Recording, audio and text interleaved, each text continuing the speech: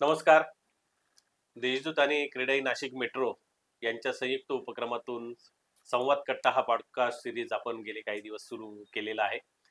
या सिरीजमध्ये अनेक क्रीडाईचे दिग्गज सहभागी झालेले आहेत आणि त्या माध्यमातून आपण केवळ क्रीडाईचाच प्रवास नाही, पण क्रीडाईचे सदस्य आणि पदाधिकारी असलेल्या व्यक्तिमत्वांचा, त्यांच्या व्यवसायाचा आणि एकूणच बांधकाम उद्योगाचा प्रवास अनुभवत आहोत.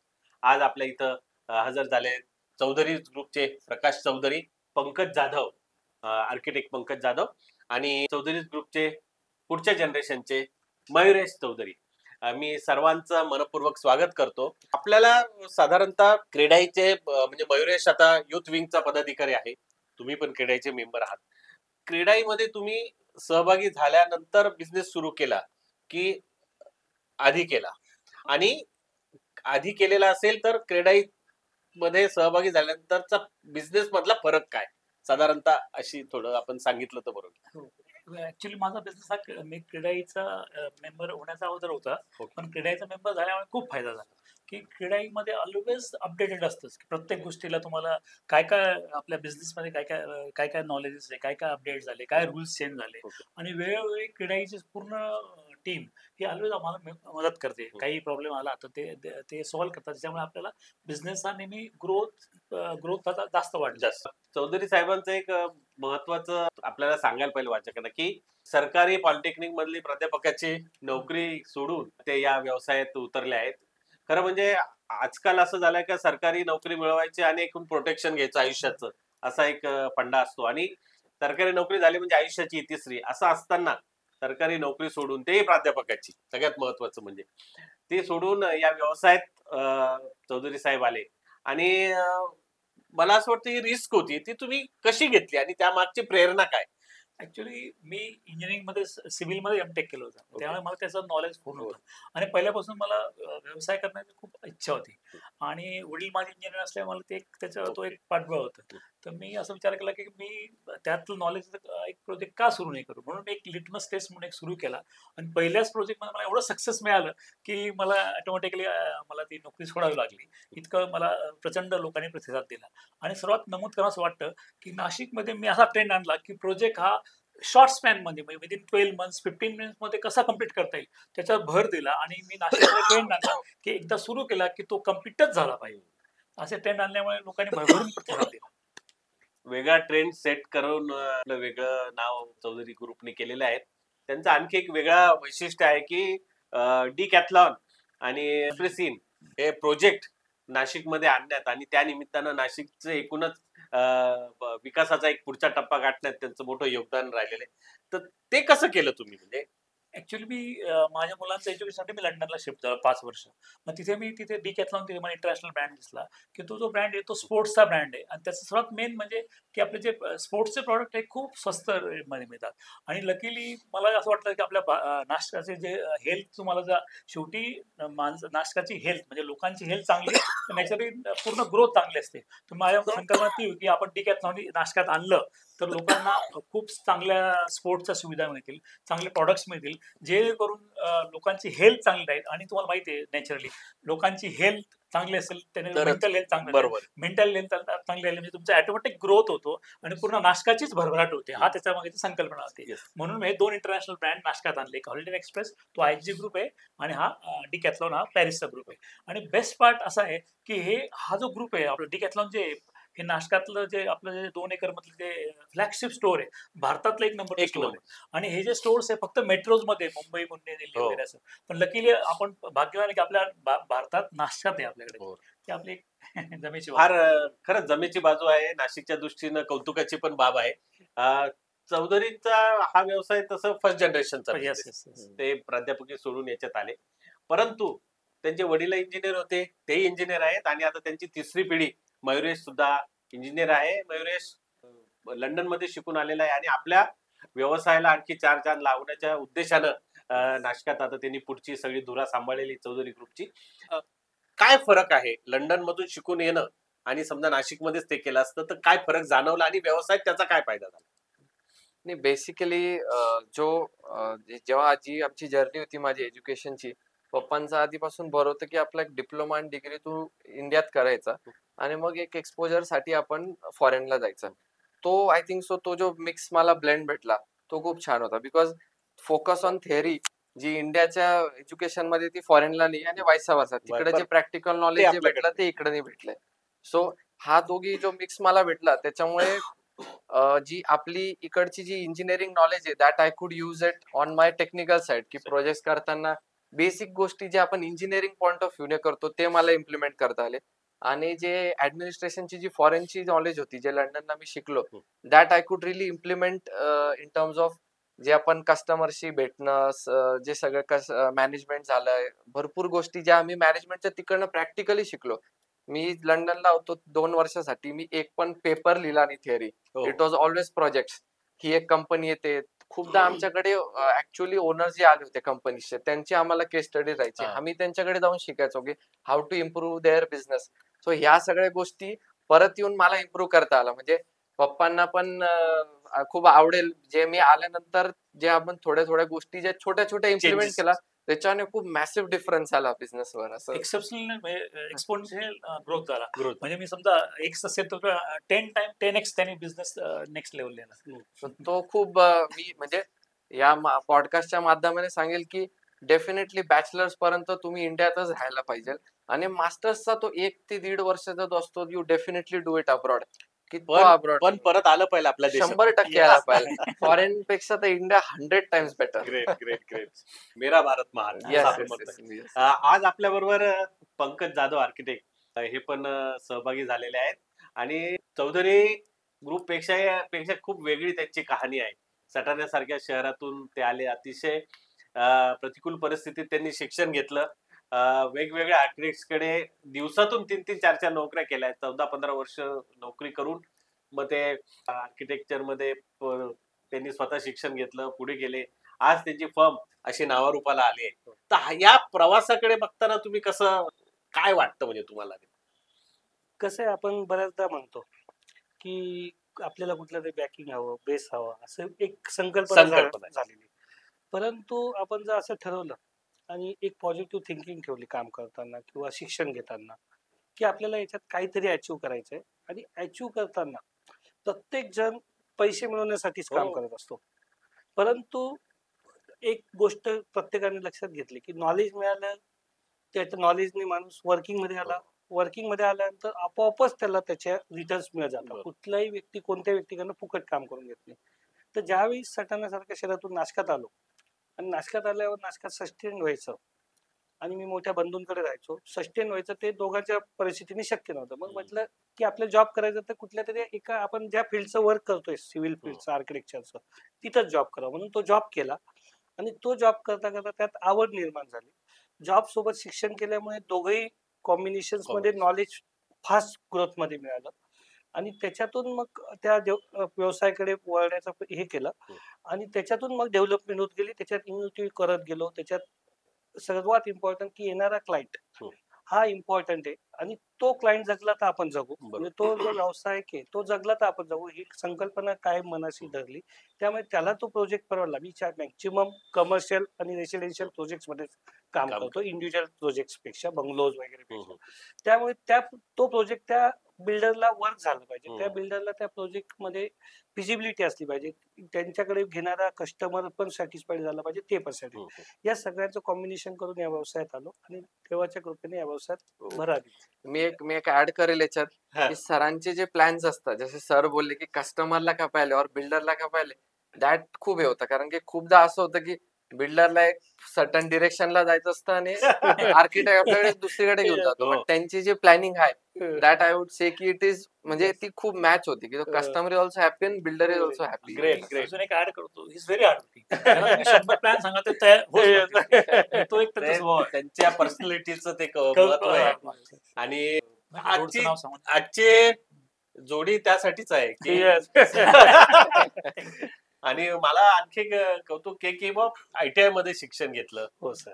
त्याच्यानंतर वेगवेगळ्या आर्किटेक्ट फर्म मध्ये थोडा वेळ काम केलं आणि हे सगळं शिकून जेव्हा तुम्हाला हे करायचं वाटलं, यामागे कोणा एकाची प्रेरणा होती की तुम्ही म्हणजे खुद को कर इतना बुलंद असं आपण ज्यावेळेस म्हणतो तसं काही झालं? सर याच्यात सर्वात इम्पॉर्टंट की आपल्याला कुठली गोष्ट करण्यासाठी फॅमिलीचा सपोर्ट लागतो.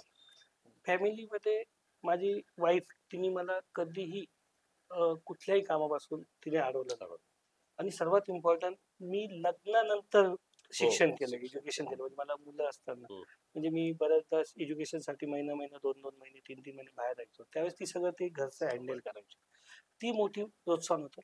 तसंच मी ज्यांच्याकडे जॉबला होतो, आर्किटेक्ट उमेश बागुल सर, त्यांनी पण मला प्रोत्साहन केलं की तुझी केपेबिलिटी आहे, तू शिकू शकतो, की त्यामुळे तू एज्युकेशन घे. म्हणजे मी त्यांच्याकडे जॉबला असताना त्यांनी मला एज्युकेशनला पाठवलं, म्हणजे मी ते एज्युकेशन घेऊ शकलो. म्हणजे त्या प्रेरणा पाठीशी होत्या म्हणून इथपर्यंत मी ते आलो. क्रेडाईच्या मुळे झालेला काही फरक तुम्हाला ट्रिमंडस फरक पडला.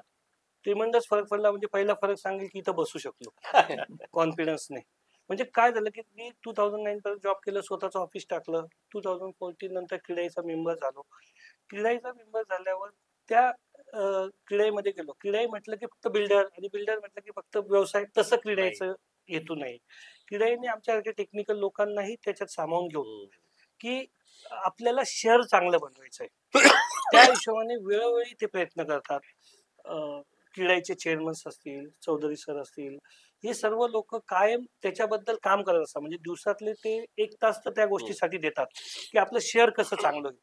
त्यासाठी आमच्यासारख्या टेक्निकल लोकांशी डिस्कशन करतात. याच्यासाठी अजून काय, आता UDCPR जेव्हा आला तेव्हा बरेच वर्कशॉप घेतले, त्याच्यात आम्हालाही सामावून घेतले, आमचेही म्हणणे ऐकून घेतले. मग ते क्रीडाईने वरपर्यंत पोहोचवले, शासनाने ते ऐकले. आणि एक चांगली संकल्पना महाराष्ट्रात आली की पूर्ण युनिफाईड DCPR आला, आणि तो DCPR एकदम सक्सेसफुली रन होतोय. त्या DCPR मुळे नाशिकची स्कायलाईन पण बदलली.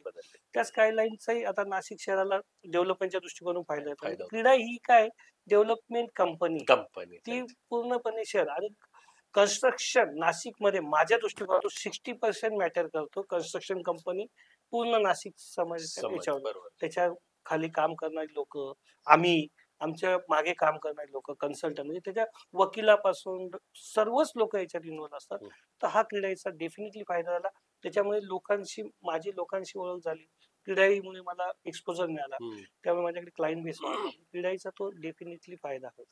बरेच असं म्हणतात की म्हणजे बोलताय त्याच्यात तू सांगितलंय की इथल्या आणि तिथल्या एकूण सगळ्याच कन्सेप्ट मध्ये फरक आहे. इव्हन बिझनेस असेल किंवा कन्स्ट्रक्शन असेल. बरोबर.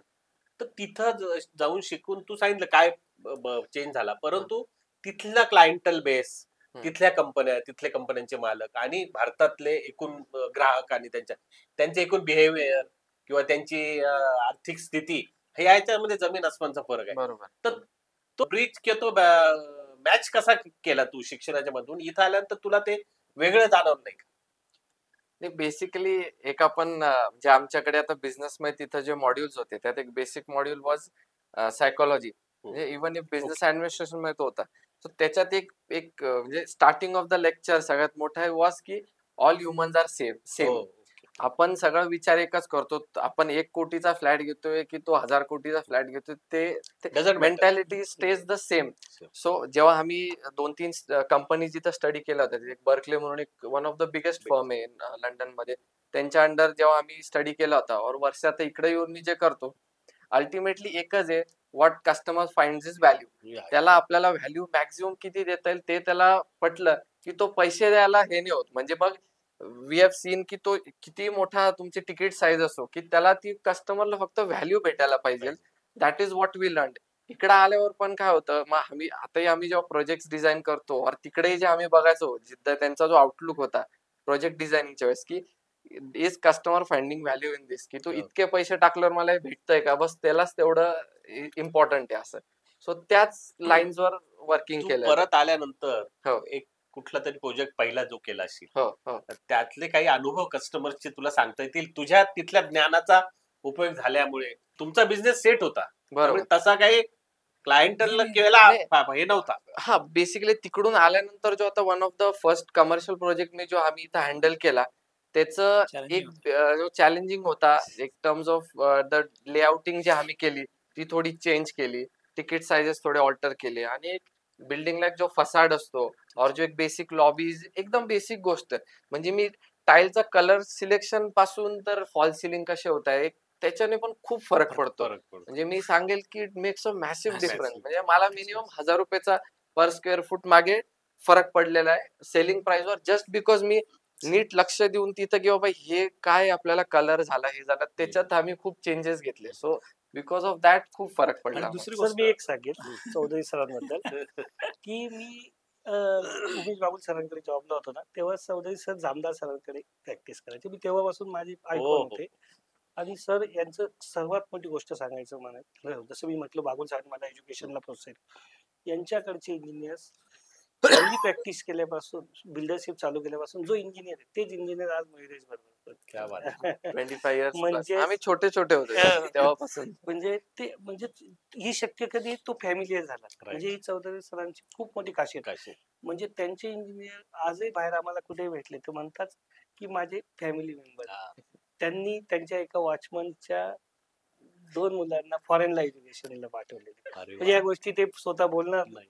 म्हणून मला बोलावते चौधरी सर. एक छान लिगसी आपण बघतोय, त्याला कल्चरची लिगसी म्हणता येईल, बिझनेसची लिगसी आहेच. म्हणजे हे मला परत- माहिती आहे सरांना माहित पण नसेल Right, पण right. त्या नाही आपण खूप चांगलं सांगितलं तुम्ही. Yes. आणि हो, sir. आपल्या पॉडकास्टचा उद्देशच तो आहे. हो सर तुमचे बिझनेस मन तुम्ही म्हणून लोकांना माहित आहे. बरोबर सर. तुम्ही काय करता, तुम्ही सेल करता लोकांना माहिती आहे. Yes. परंतु तुम्ही त्या पलीकडे काहीतरी तुमची पर्सनॅलिटी आमचं आहे. तेच म्हणतो आमचा मुलगा किंवा आम्ही आमचं असं म्हणणं की समाजाने आपल्याला भरभरून दिलं दिलं बरोबर. आपण आपल्याला काहीतरी द्यायला दिलं. अजून ते नाही आम्ही एन नंबर ऑफ म्हणजे कोणी आमच्या सर्व कंपनीमध्ये कोणाचं एज्युकेशन फ्री करतो, घरं देतो सर्वांना.